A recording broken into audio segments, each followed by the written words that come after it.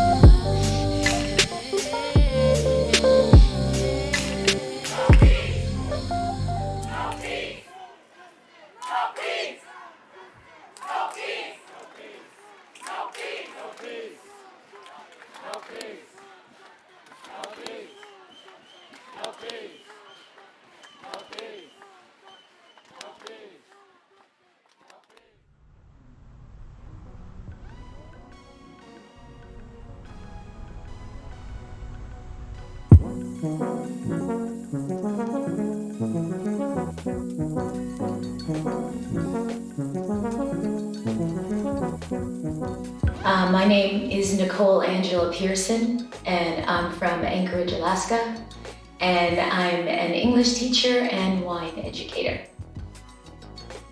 My passion for wine started with my parents. My parents were wonderful, or are wonderful cooks, and were always excited and interested in food. And with that came wine. So my parents were my inspiration for doing this and deciding to offer wine experiences to people that extended outside of certain economic classes.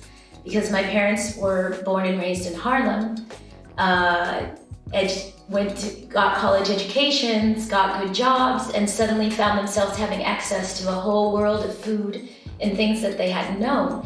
And surely solely based on their curiosity and sort of open-minded curiosity, wine became very much a part of how we ate. So I grew up thinking wine was very natural, very normal, that you had with meals. I did get served a bit of wine as a child because my parents really believed in having a dining experience. And those are all the values that came with me. Unlike France and Italy, which have incredible marketing skills, not just marketing skills, but it's the way that we associate wine. We associate wine with wealth. We associate wine somehow with privilege. So one of the things I was interested in and what I loved about Spain is that wine was a very natural thing. It was something that was always accompanied with meals that you had when you were hanging out with friends. And I thought that's the beauty of wine, and that's the wine culture that I wanted to share with people. And that part of the wine culture is not marketable as such in terms of a profitable, exclusive activity, which is how it has been marketed in the United States. The process of getting started as a wine entrepreneur was basic process of, coming up with a business plan, trying to focus myself in terms of what it is that I wanted to do. Spain, it doesn't have a history of entrepreneurialism. This is a relatively new concept.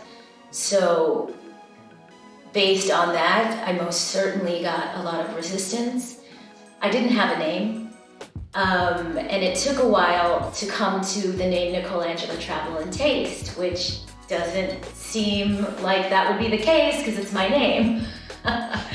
But I was reluctant to go in that direction. I wanted something that said more about the fact that I was talking about Spanish wine.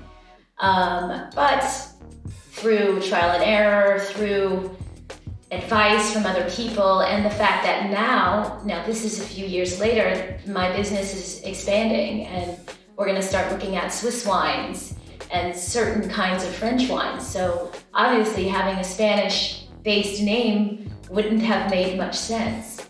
So, those are the kinds of things that you suddenly find yourself thinking about when you have this cool little project, this wonderful fun thing that you want to do that you think the world needs to see. Those are the things that you learn and that you keep in mind. A wine event is about 1.5 to 2 hours, let's say really 2 hours. And the experience of that is that I welcome everyone. We have a selection of wines, normally 4, and I have food to pair with that. And depending on the event, I do private events. So I do hen parties, birthdays, as well as events for different organizations. But the through line of all of that is the tastings are a collaborative effort. So I'm not there to tell you what your taste is. I'm there to help you discover what your taste is. The history of Spain is in every glass of wine. The history of any community or location is somewhere in those grapes. And I think that it's a shame that we don't use those kinds of opportunities to talk about history. We sort of segregate history into a subject that we can only talk about in one way. But we live within a context of history. And so why not, at every opportunity, give people a chance to learn more about that?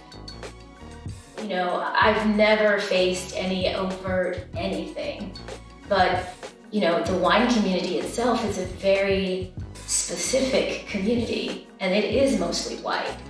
So obviously when I show up to tastings, there's sometimes a bit of surprise or whatever, but there's never anything as overt as like, you can't be here, or even questioning why I'm there.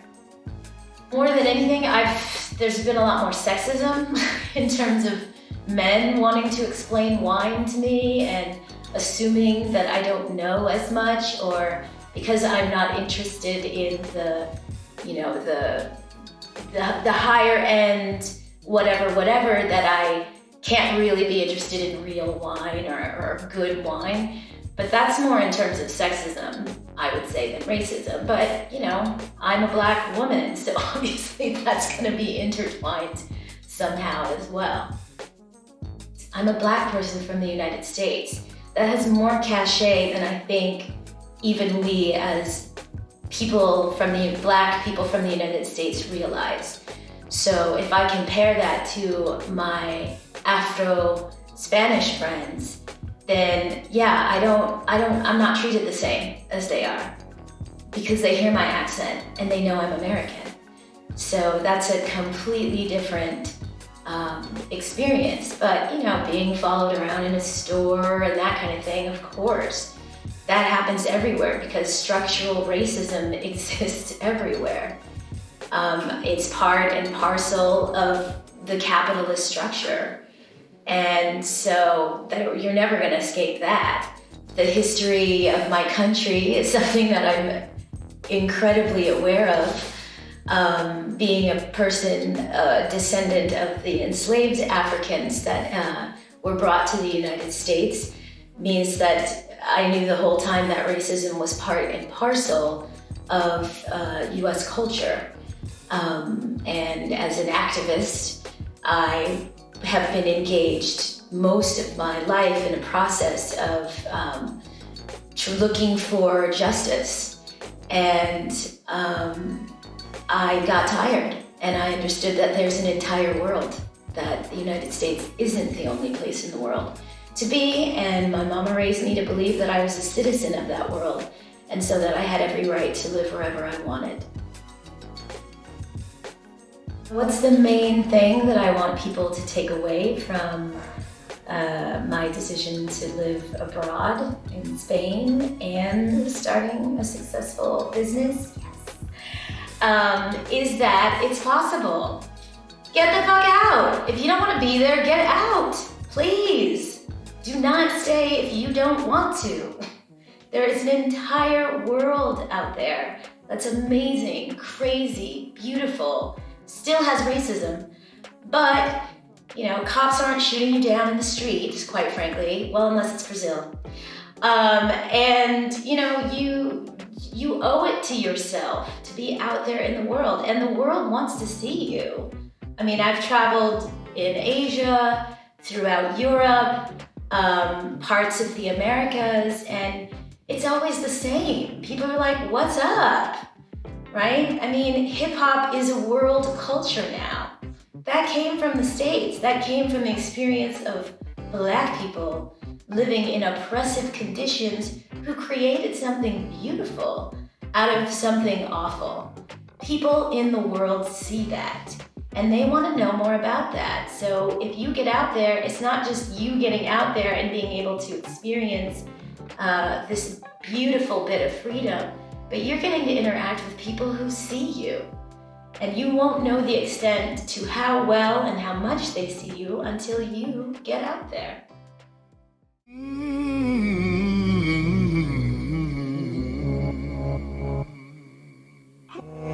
More than the black square, more than a protest, more than the past year, this one for the progress.